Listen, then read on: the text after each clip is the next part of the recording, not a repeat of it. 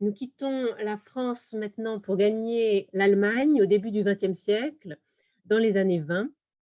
Alexandra Panzert, bonjour Alexandra, va s'interroger sur la chance pour les femmes qu'ont pu représenter les réformes touchant les écoles d'art et de design durant la République de Weimar. Alors, Alexandra Panzert est une historienne de l'art.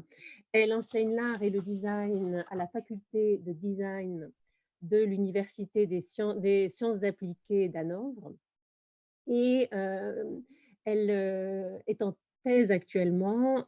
Sa thèse a pour titre le contexte du Bauhaus, comparer les écoles d'art et de design de la République de Weimar. Donc, je vous donne en anglais le titre de cette thèse à venir, Bauhaus in Context, Comparing Weimar Republic's Art and Design School.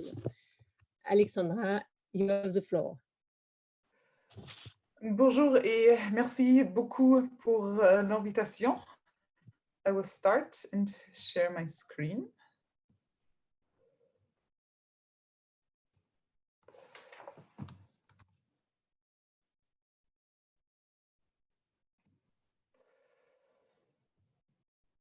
So, okay, I want to talk about artists' education of the Weimar Republic, an era where it was undergoing major changes.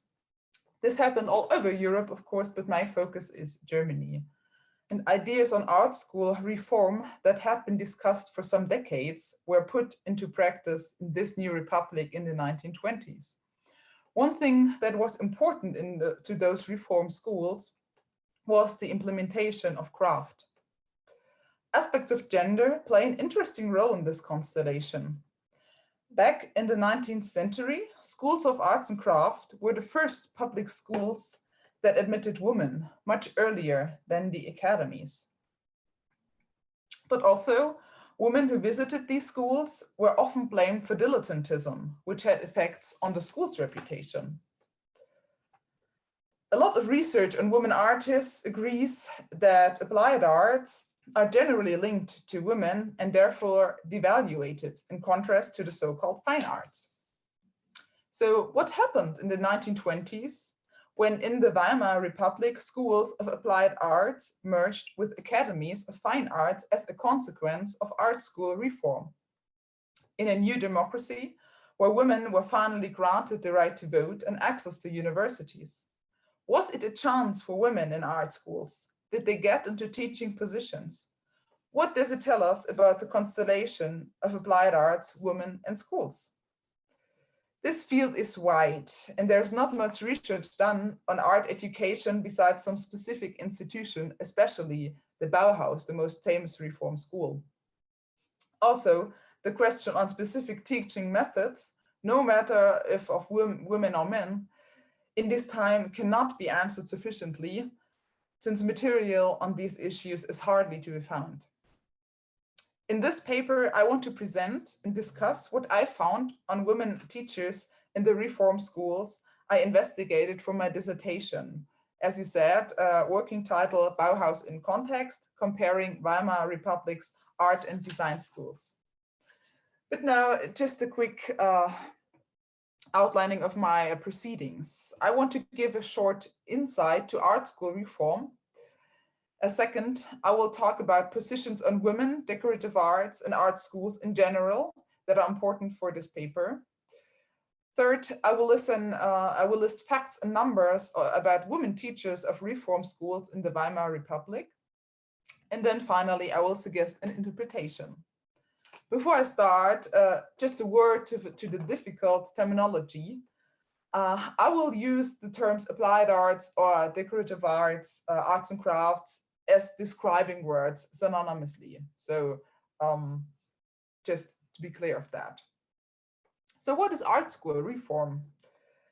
The term describes anti-academic tendencies in the first third of the 20th century, aiming for a renewal of the education of artists, applied artists, and architects. An important claim was a basic practical education. craft became of great importance, as it was supposed to be the foundation of artistic practice. That meant, for example, an apprenticeship in a workshop, mostly in fields as textiles, metal, carpentry, pottery, wall painting, print, glass, or other disciplines. It also meant the students' involvement in school cooperation with industrial companies in private or public commissions. Other claims were the equality of fine and applied arts and architecture as a uniting discipline, or the establishment of the preliminary courses. And you see, this is a lot of what the Bauhaus actually did, but it was not the only school. The Bauhaus just stands along as the most famous example of those reform schools. And other schools had a quite similar program. And just to get your impression what they did, here's some pictures of some of the schools of this time. Yeah, as in Weimar, in Berlin, Karlsruhe, or Frankfurt, art academies merged with schools of arts and crafts. Or schools of applied arts put fine arts in their curriculum. Those schools were open and attractive for women since they promised a solid education with job opportunities afterwards, lesser costs than private schools, and social acceptance. So the relation of women artists and applied art is a wide field, and I want to rehearse some positions in research which are important for this topic. So the first quote I have is, the clear division of art forms into fine arts and decorative arts emerged in the Renaissance and is reflected in changes of art education from craft-based workshops to academies. So this is very clear so far. And it came along with the division of theory and practice, with theory receiving a higher status than work done with one's hand. The second quote I've listed is, one of the most important aspects of the history of women in art, the intersection in the 18th and 19th century of the development of a social definition of women and their role with the emergence of clearly defined separation of arts and crafts. Also from Parker and Pollock. So we do have the connection between women and applied arts, along with the assumption of a devaluation of applied arts because of this connection. So what happens then as the arts and crafts movement spread all over Europe in the 19th century? The applied arts were suddenly raised to a higher status, while male artists working in this field professionally, of course, but still, since the beginning of the 20th century, there were more and more craftswomen and female designers. Just think about the Wiener Werkstätte, even if their field of work was still mostly limited to gender-specific areas, or so-called suitable fields as textile, pottery, or bookbinding. Men also worked in these fields, but mostly as designers, not as craftsmen. Of course, the great majority of applied artists at that time were still men, since professionalization of women was still developing. The appreciation of applied art is then reflected in the reform schools, where fine and decorative arts were supposed to be equal. The situation is quite confusing, actually. On the one hand, authors like Pollock and Parker write about the connection of women and crafts.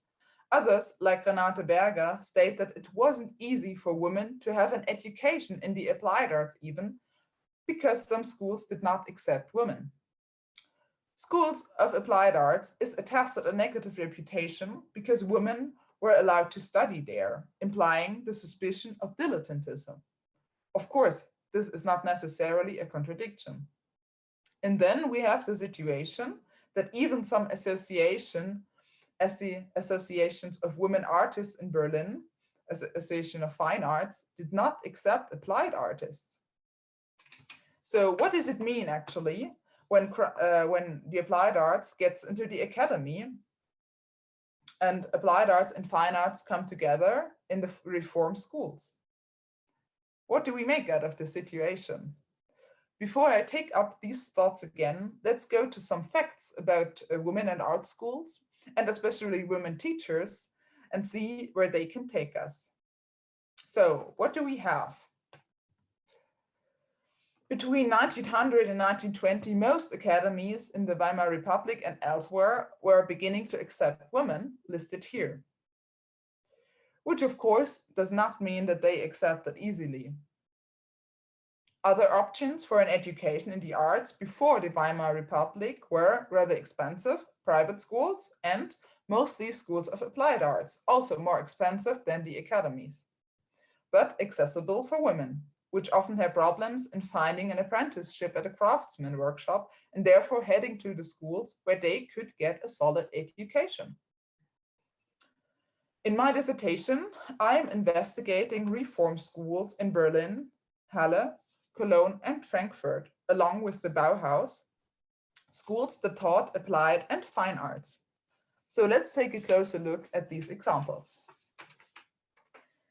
In Berlin, at the former School of Applied Arts, there were around 70% women as students in 1900, so a lot, 70, so 70. At this school, with this high number of female students, merged with the Academy in 1924. It was the foundation of the new United States School for Fine and Applied Arts. And they had actually 4 masters of craft in so-called female classes as embroidery or fashion. So this was for the first time access to the staff of the university, actually, of the academy. Although there were just 4 female teachers out of 56 in general, and of course none was a professor at that time. Let's look at the second school, Burg-Giebichenstein in Halle, a school coming from a strong craft tradition, and many female artists actually taught. So in 1927, we have from 15 teachers, we have 5 female teachers. They led the most successful classes of the school, actually, and the school's director, Paul Thiersch, was very supportive, but still, they did not receive the same payment as their male colleagues. The classes led by women were established from a so-called women's class that was founded in 1915 already, but soon renamed 2 years later, for not only women were working there. The classes led by female artists were much interested in exhibitions and for commissions. Director Paul Thiersch also taught women in his interior design and sculpting class, when Maria Lickartz, one of the most important teachers there, gave up her teaching position. The responsible ministry in Berlin is against actually too much students, female students in the school, since this implies they would actually find a job. But their director Thiersch does not mind the ministry's suggestions. So this is a school where we actually have a lot of women teaching and also a permanently teaching. So let's look at a third example, the School of Applied Arts in Köln, which is quite difficult to translate. It's named also Kölner Werkschulen in German. So we have 5 women artists as teachers. 4 are no professors, but do have the same salary as their male colleagues, actually. In those technical workshop positions. And we have a professor, which is Alexa Altenkirch, who was a teacher for drawing and painting and its application in textiles. Since 1925, she was a professor. It is actually the year where this title is generally introduced at the Cologne School. So in 1926, 4 out of 24 teachers were actually women. The third school I have is the Frankfurt School, which also is a school that come together from the Städelschule, which was an academy and a university, and the School of Applied Arts in Frankfurt. There we have Margarete Klimt teaching the fashion class with great success. I have also at one point some picture here. And yeah, in this class, the education was supposed to enable students to work in leading positions in fashion industry. But she was at this school, as far as I know, the only female teacher. In 1927, we have then just one out of 27 teachers were female, which is quite few actually. Then we come to the most famous school of the Weimar Republic, the most famous reformed school. And there we also have a couple of female teachers listed here, but except Gunther Stölzel and Helene Börner, none is really active as a teacher for a longer time, and mostly are not permanently employed, but working as assistant teachers, as Marianne Brandt or Annie Albers. The number of female teachers alters a lot in those years. So in 1926, we have, for example, 1 out of 10 teachers a woman, which is Gunther Stölzel. In 1931, there were 3 out of 15. By the way, at the predecessor school in Weimar, which was led by Henry van der Velde, we also have 4 women. So they were permanently employed there. And also in other schools of applied arts, which were reform-oriented, we have women teaching, listed here, mostly, of course, in the textile classes. And this also did not start in the Weimar Republic, and the schools had female teachers before. And just to name one example, in Kassel, we have the first professor, which was Julie Katz, as a professor of the textile class in 1923. In general, the number of women artists as teachers, as you have seen, is quite small, and mostly they have an official gender pay gap in the schools. So they have actually minus 10% on the normal salary, which was an order by the ministry. The number of female students, just to have this noted, is also far from equal, but also far from insignificant. So as I have listed here, in most schools, we have at least 1/3 to half female students. So let me summarize what we have. There are women teaching at the reform schools, more or less. Almost 1/3 of the teaching staff at Burg Giebichenstein, a school with a strong tradition in crafts, is teaching or are female teachers. And less than 10% of the staff in Berlin is female, where the school in Berlin was founded from an academy and a school of applied arts. The other schools are listed, I have here listed somewhere in between. So less women teach in schools with stronger academic background, and they mostly teach in fields labeled as female, so as in textile classes. This is not really surprising. Still, what these facts show us is that schools of applied arts, and therefore the reform schools, were important in getting women into teaching positions in the arts. It was actually via the limitation of their fields of arts, mostly textiles, that women actually had the chance to get into a teaching position. But surprisingly, it did not start within the Weimar Republic, and it did not considerably increase in these seemingly progressive years. The reform schools continued a development that had started in schools of applied arts already before the 1920s. Nonetheless, the reform schools of the Weimar Republic were a step on the way to a wider recognition of women in art in those schools where fine and applied arts were taught side by side. At the newly founded schools of applied arts in the 19th century, there were still doubts whether women would actually practice after their school visit. What seemed important was an education of taste, that women should later influence their husband in being tasteful shoppers. This had changed in the reform schools of the Weimar Republic. Of course, doubt about women's ability was not completely eliminated. Still, the teachers showed that women could make a living with a profession in the applied arts, not only because of their teaching position, but because they were all active in their field, working with companies and having their own studio with commissions. And what about the Bauhaus?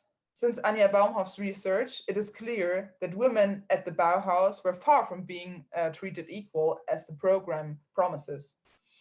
As the Bauhaus, other reform schools were a reflection of society, but in schools with no academic traditions like Halle and Cologne, women, especially as students, seem to have wider access to the teaching staff.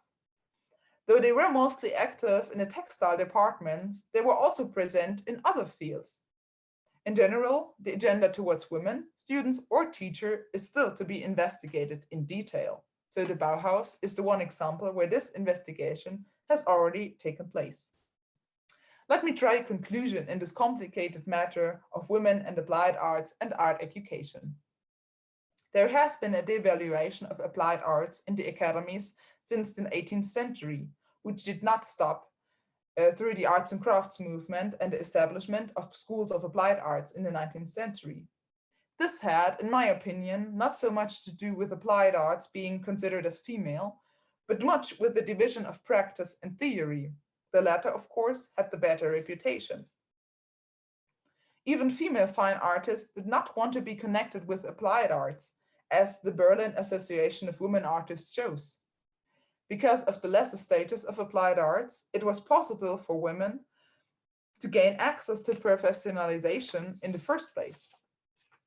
Within the applied arts, women were included, though there has been a division between male and female areas. And of course, there were both areas where both had access, as pottery.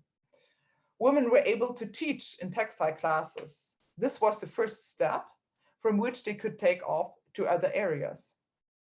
In contrast to the fight about access to the academies, this was a revolution from within. Though women were mostly limited to specific areas, they were not insignificant, but had their place in the magazines and exhibitions alongside male work. There are a lot of applied art magazines where they are listed actually side by side. So the applied arts were definitely gendered, but in a different way than the fine arts. Art schools of the Weimar Republic gave women the option of a career in teaching at a public school or even an academy. Unsurprisingly, those options were rather small and limited to gender-specific disciplines. In the applied arts, women occupy a space that is not a contrast to male positions, but stands alongside them. Because women were included in the applied arts, they could teach in the first place. The reform schools, because of their merging of the fine and applied arts, were stages where women could gain access to academic teaching. So there were indeed a chance for women artists as teachers. Thank you. Thank you very much for your talk. It was very interesting, especially the part facts and numbers. Do we have questions? I have one question from Deborah. Thank you very much. The dynamic of the devaluation of applied arts is indeed very interesting. Do you think it may have allowed more liberty in teaching and or student creation?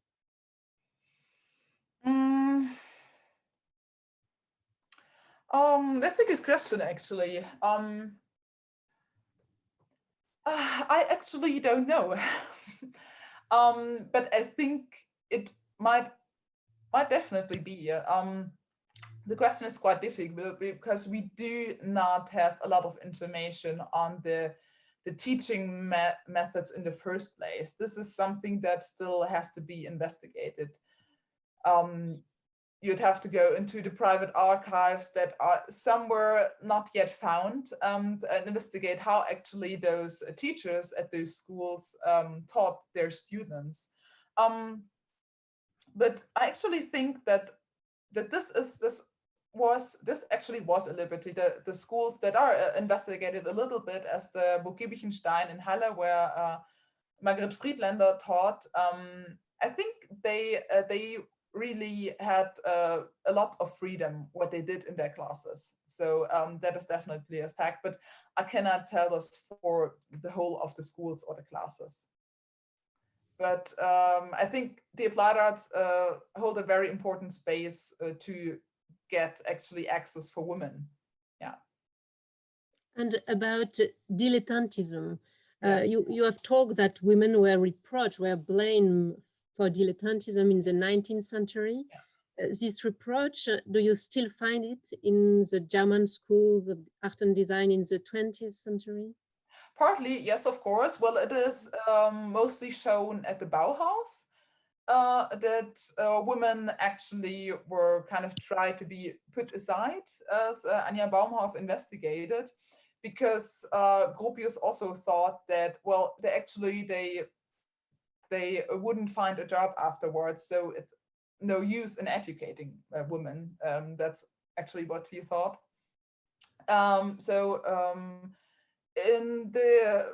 It really depends on the schools, actually.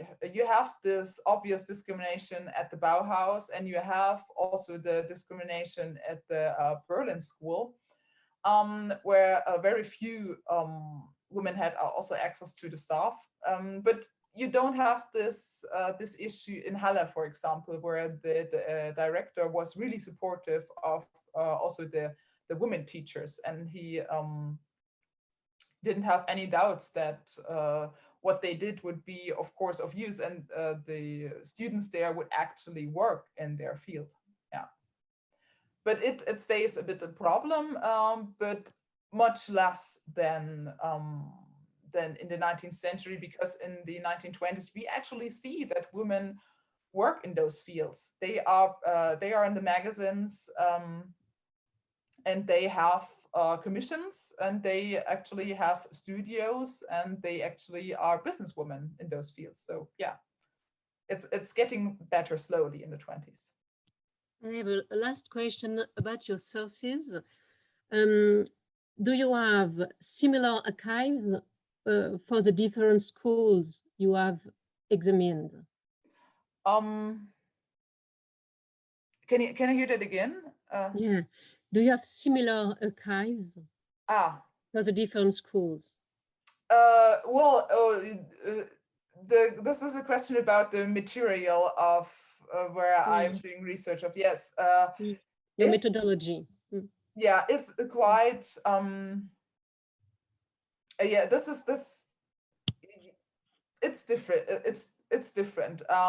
There are different archives for the school. Some schools are still existing, so and if you're lucky, they have material and did not throw it away, or it was not destroyed in the war. But the material is very different. So we hardly actually have assignments for the teachers, no matter of, well, the assignments of the teachers to the students, no matter of male or female teachers, we actually hardly have that. We have some programs of the classes, and we have the numbers actually, but we don't have the details. So it is really difficult. You need to go into a lot of archives to actually find information, and you actually, there's maybe more material if you go deeper into research and you find maybe some grandchildren of teachers there that maybe have still some material at home or something like that, but the material is actually very difficult to gather. Yeah. Thank you. I have another question from Talia. Thank you for your fascinating paper. I am wondering if you have found any artists in your research who pushed beyond the realm of the applied arts. Were there any crossover between the applied arts and the fine arts in the Weimar Republic? And if yes, what was the nature of this cross-pollination? You have 2 minutes. Okay, yeah, well, oh, thank you, Talia, for the really good question. Yeah, of course. I mean, the whole reform schools were crossover. at least they tried it. They had it in their programs, applied arts and fine arts are equal. So they tried to teach both on equal means. And the students that were in the applied arts classes also had courses in fine arts. So this should be, this was their program. This should be a mix. I mean, kind of similar to the Bauhaus program. Fine and applied arts and crafts are coming together. And yes, a lot of the teachers, and of course also the students, were doing crossover. They were in the class, but they are also were active in painting or sculpting. So that's really that happens a lot, actually. And what was the nature of this crossover? Actually, it was the program of these schools that you should basically be able to practice in all fields, and to kind of in the end bring this so-called Gesamtkunstwerk to bring together all fields of art. Yeah. Thank you. And we have a message from Sandra. Thank you very much for those numbers and facts. I'm a former student of applied arts and fine arts, and it's really important for me to know these her stories today. Yeah. So thank you. Thanks a lot. Thank you. Alexandra Panzert. Thank you.